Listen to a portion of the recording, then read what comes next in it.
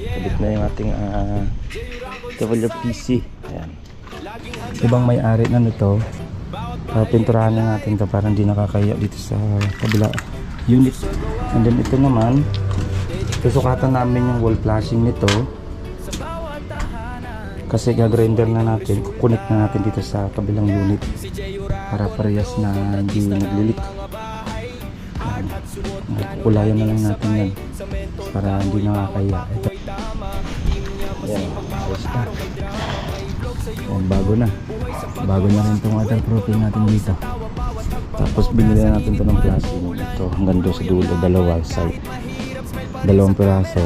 At binuon natin yan. Nakabaon yan dyan sa loob.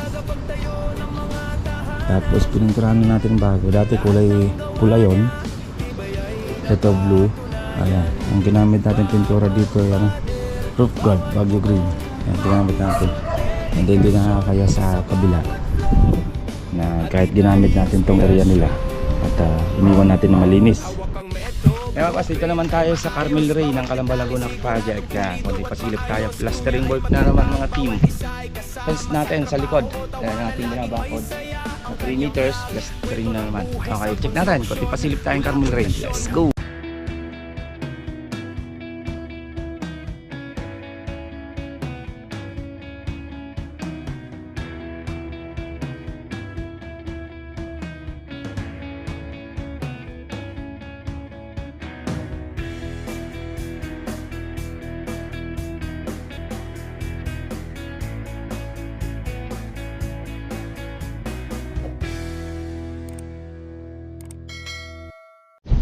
Ayan mga boss, good morning. Yan, project update tayo ng Amaya Escape ng Calamba Laguna. Tahan din natin yung Carmel Ray.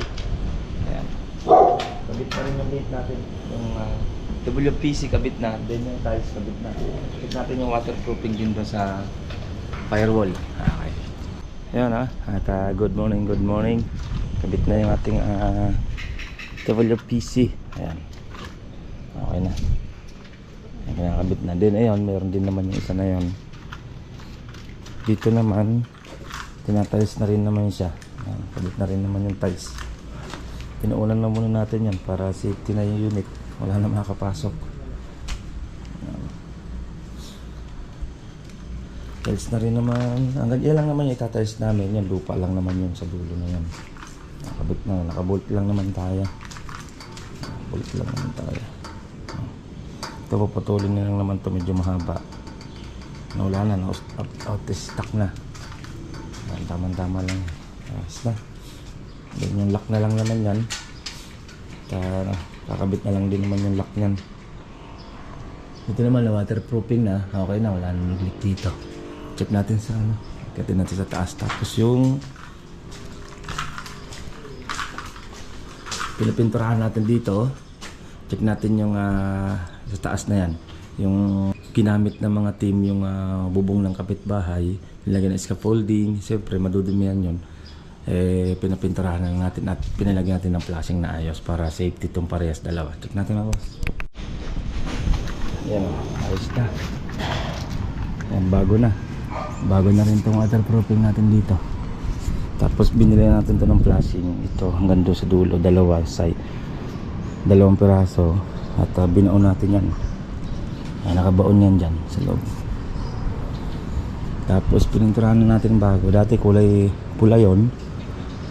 Ito blue. Ayan, ang ginamit natin pintura dito yan, Baguio green. Ayan, roof guard, Baguio green. Ayan, ginamit natin. And then hindi nakakaya sa kabila na kahit ginamit natin tong area nila at iniwan natin na malinis. Check natin yung video natin ng muna, yung ginamit natin dito, may scaffolding. Okay na, safety na rin. Ibang may-ari na nito. Papinturahan na natin ito para hindi nakakaya dito sa kabila unit. And then ito naman, susukatan namin yung wall flashing nito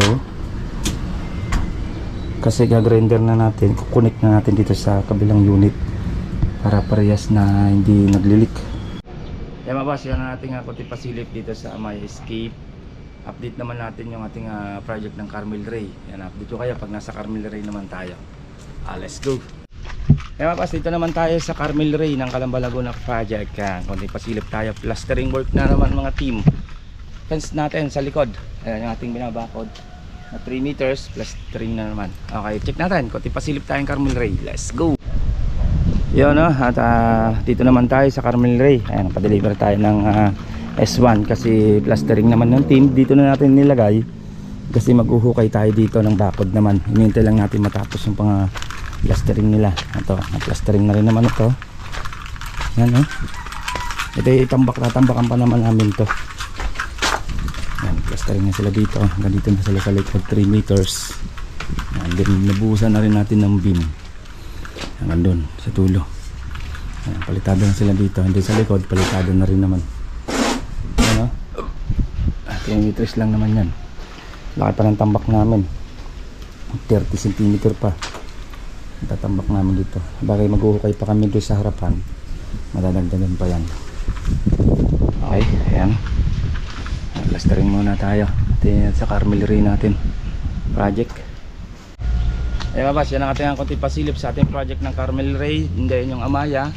Plastering work tayo dito ngayon. Yung Amaya naman, nakabit na natin yung WPC decking. Okay, solid plank.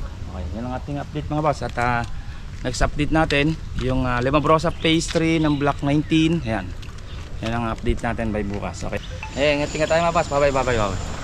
Ito pong J. Uragon Vlog, napakaganda po ng channel na ito, no? Tungkol po ito sa construction. Actual construction po ang channel na ito, no? Pag pinanood nyo po ito, panalo po kayo sa channel na ito. Napakaganda po ng mga video niya. Lalo na pong magaganda, no, yung mga iba't ibang design niya. Kakaiba po yung mga iba't ibang design niya sa mga kisame. Subukan nyo pong panoorin J. Uragon Vlog na ito. Matutuwa po kayo pag pinanood nyo po yung mga video niya.